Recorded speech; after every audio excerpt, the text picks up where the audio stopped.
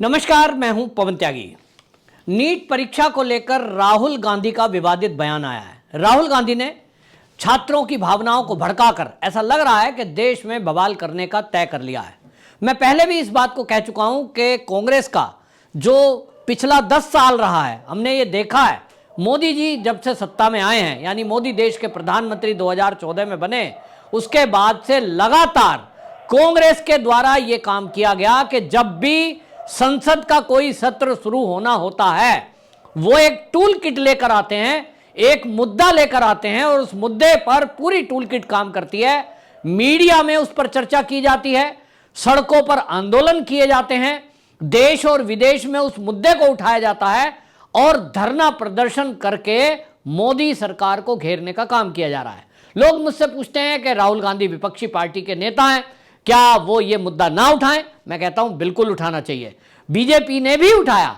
जब ये paper leak Rajasthan में हो रहे थे, अशोक गहलोत सरकार थी, कोई परीक्षा ऐसी नहीं है जिसका पेपर लीक ना हुआ हो। वहां तो यह हालत था कि कांग्रेस के नेताओं के तार जुड़े आए। अभी नीट की परीक्षा की बात करूं तो बिहार में जो डिप्टी सीएम है, उन्होंने बाकायदा इसका खुलासा किया है, सबूतों के साथ किया है और उन्होंने ये बताया कि किस तरह से तेजस्वी यादव, जो कि पूर्व डिप्टी सीएम और आरजेडी के नेता हैं, लालू जी के बेटे हैं, उनका जो पीएस है उसके संबंध पाए गए हैं, जो मुख्य आरोपी है। इसका मतलब कहीं ना कहीं ये जो पेपर लीक मामला है, ये देश के लिए एक चुनौती वाला मामला है, चिंताजनक मामला है, छात्रों के जीवन से जुड़ा हुआ मामला है। राजनीति अपनी जगह है, लेकिन इस पर इस तरह से कहना कि मोदी जी ने रूस और यूक्रेन का युद्ध रुकवा दिया था, तो आज ये परीक्षा ये लीक हो रहा है पेपर, इसको क्यों नहीं रुकवा रहे हैं? क्या मोदी जी रुकवाना नहीं चाहते हैं? भाई, कौन देश का प्रधानमंत्री होगा जो वो ये चाहे कि हमारे देश के जो मेधावी छात्र हैं उनके जीवन के साथ खिलवाड़ हो? कोई नहीं चाहता। तो क्या मोदी जी जानबूझकर पेपर लीक करवा रहे हैं? राहुल गांधी की माने तो राहुल गांधी तो यही कहना चाहते हैं। राहुल गांधी कह रहे हैं कि ये जो परीक्षाएं पेपर लीक हो रही हैं, ये सब की सब इसलिए हो रही हैं कि देश की शैक्षिक संस्थाएं जो हैं उस पर आरएसएस और बीजेपी का कब्जा है।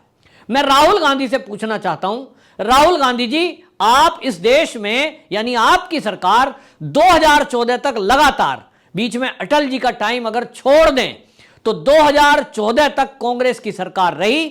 आज भी कुछ राज्यों में कांग्रेस और इंडी गठबंधन की सरकारें हैं। जब राजस्थान में आप ही की यानी कांग्रेस की सरकार थी, अशोक गहलोत मुख्यमंत्री थे, जो कि खासम खास हैं आपके, तो भाई मुझे यह बताओ कि अगर आरएसएस और बीजेपी के कब्जे में शैक्षिक संस्थाएं हैं, तब फिर मुझे यह बताओ कि कांग्रेस के शासनकाल में यह पेपर लीक क्यों हुए? मुझे तो याद है एम्स का पेपर लीक होना खूब हुआ है, एम्स के पेपर लीक हुए हैं। कौन सी परीक्षा या कौन सा राज्य ऐसा है जो आप ये कह सकते हैं कि परीक्षा लीक हमारे टाइम में नहीं हुई?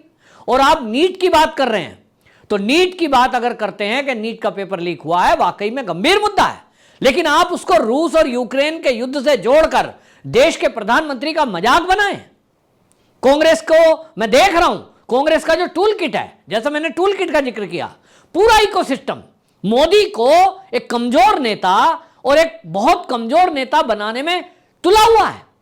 देश के प्रधानमंत्री के खिलाफ यह षड्यंत्र किया जा रहा है कि जब पूरी दुनिया हमारे देश का लोहा मान रही है, जब दुनिया मोदी का लोहा मान रही है कि 140 करोड़ भारतीयों के देश में मोदी जी तीसरी बार देश के प्रधानमंत्री बने हैं, उन्होंने रिकॉर्ड कायम किया है, ऐसे में राहुल गांधी एक नैरेटिव गढ़ के बार बार मोदी जी को कमजोर नेता बताने में तुले हुए हैं। आप ये बताइए, रियल में देश के विदेश मंत्री एस जयशंकर ने यह बताया और छात्रों ने बताया। मैं ऐसे छात्रों से खुद मिला हूं जो रूस और यूक्रेन के युद्ध के दौरान रेस्क्यू करके भारत सरकार के द्वारा लाए गए थे। जनरल वीके सिंह मेरे ही सांसद हैं, मैं उनको परिचित हूं और इसलिए उनके द्वारा मुझे सूचना मिली थी कि भाई हिंडन एयरपोर्ट पर इस तरह के छात्रों को लेकर लाया जा रहा है। मैं गया था वहां खुद, इसलिए क्योंकि मैं देखना चाहता था कि सरकार किस तरह से काम कर रही है।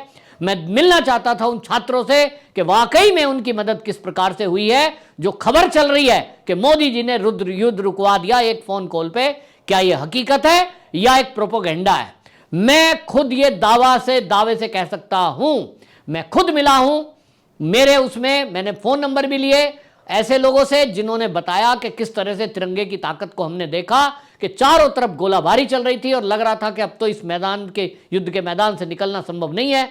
मोदी जी की तरफ से संदेश गया, एम्बेसी की तरफ से सबको संदेश मिला छात्रों को कि आप बंकर में छुपे रहिए, बेसमेंट में छुपे रहिए, जहां जो हो वहां रुके रहिए और इंतजार करिए।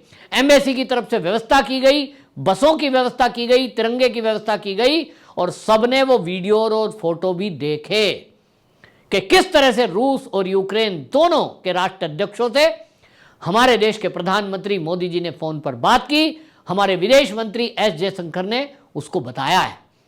और उसके बावजूद भी आप ये मजाक बनाएं कि मोदी जी ने रूस और यूक्रेन का युद्ध रुकवा दिया था। तो क्या परीक्षा का पेपर लीक हो रहा है, इसको नहीं रुकवा सकते? मोदी जी परीक्षा का पेपर लीक भी रुकवा सकते हैं। और हां, जहां तक बात है कि अब सीबीआई को इसकी जांच दी जा चुकी है, यह भी पता लगेगा कि राहुल गांधी जो आरोप लगा रहे हैं कि ये तो मध्य प्रदेश केंद्र था, वो तो यूपी केंद्र था, वो तो गुजरात केंद्र था, आप ऐसा बताने की कोशिश कर रहे हैं जैसे कि सरकार ने मिलकर के अपनी बदनामी कराने के लिए पेपर लीक किया है।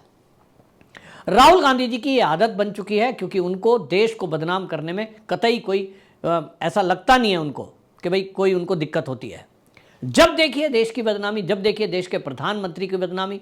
आप विपक्षी पार्टी के नेता हैं, आपका काम है कि आप सरकार पर सवाल उठाएं।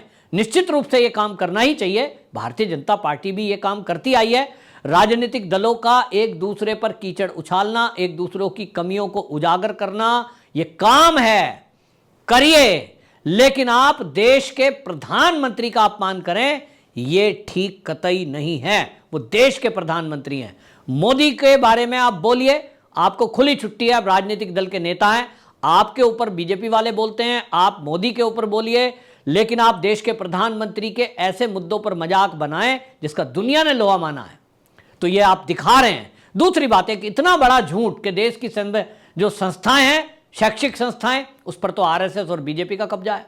भाई अगर आरएसएस बीजेपी का कब्जा है तो केरल में, कर्नाटक में, हिमाचल में और आंध्रा में अभी तक हैं, और तेलंगाना में आपकी जहां जहां सरकारें थी, सरकारें हैं, और ममता बनर्जी के राज्य में, बिहार में अभी नीतीश कुमार के साथ में सहयोग में बीजेपी आए हैं, अभी तो तेजस्वी यादव थे।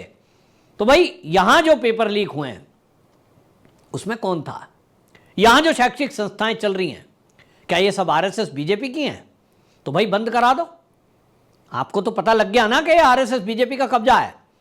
जहां जहां इंडी गठबंधन की सरकारें हैं, जितनी शैक्षिक संस्थाएं आपको लगता है कि आरएसएस बीजेपी के कब्जे में है और आपको लग रहा है कि ये पेपर लीक कर रहे हैं, तो भाई अपनी सरकारों के मुख्यमंत्रियों से कहिए, इंडी गठबंधन के मुख्यमंत्रियों से कहिए, उनके खिलाफ कार्रवाई करें, कोर्ट में केस करें।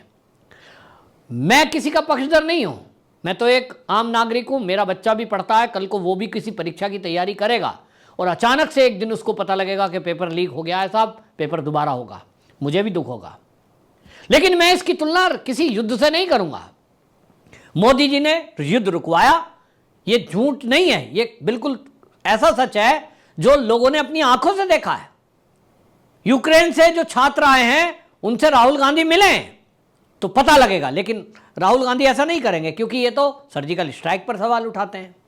ये देश का कोई भी काम हो, देश की वैक्सीन पर सवाल उठा दिया इन्होंने, देश स्वदेशी चीजें निर्माण कर रहा है, देश के बैंकों पे सवाल उठा दिया इन्होंने, एसबीआई बेच दिया, एलआईसी बेच दी। मतलब इनको तो हर देश के जो संस्थान हैं उन सब पर देश को बदनाम करना है और उन पर सवाल उठाना है। देश की संस्थाओं पर अब सवाल उठाने में लगे हैं।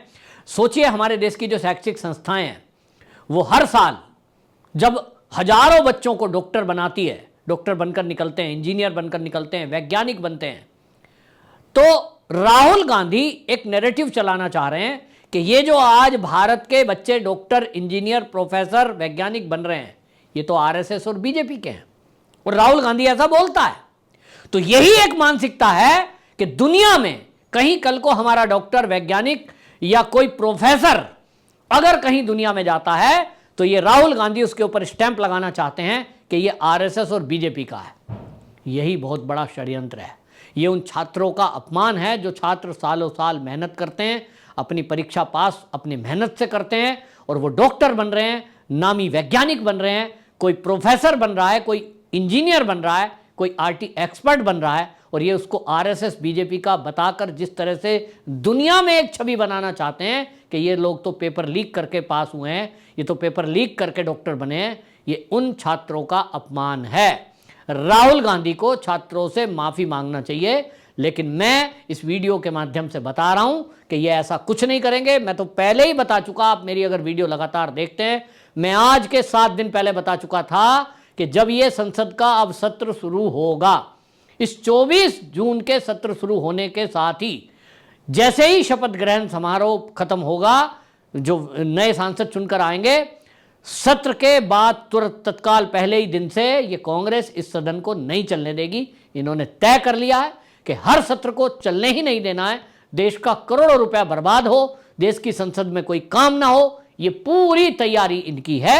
हर बार की तरह मुद्दा बनाया जा रहा है। जब सीबीआई ने जांच के आदेश सीबीआई के हो गए हैं, परीक्षा रद्द हो गई है, अब इसके बाद कड़ी कार्रवाई की प्रतीक्षा करना चाहिए, और कार्रवाई करेगी सीबीआई और सजा देगा न्यायालय। लेकिन देश को बदनाम करना, देश के छात्रों को बदनाम करना, यह काम राहुल गांधी को करना है, और इसीलिए वो इसको मुद्दा बना रहे हैं। इस पर आपको बता दूं, हालांकि जवाब दिया है बीजेपी की तरफ से भी, लेकिन अब इस पे देखना होगा कि अगला कदम सरकार की तरफ से क्या होता है। और जैसा आशंका है, क्या अब छात्रों के सहारे राहुल गांधी एक नया आंदोलन सड़कों पर करने जा रहे हैं, क्योंकि 21 तारीख इसके लिए तय कर दी गई है। आपकी क्या राय है, कमेंट बॉक्स में जरूर बताएं। वंदे मातरम।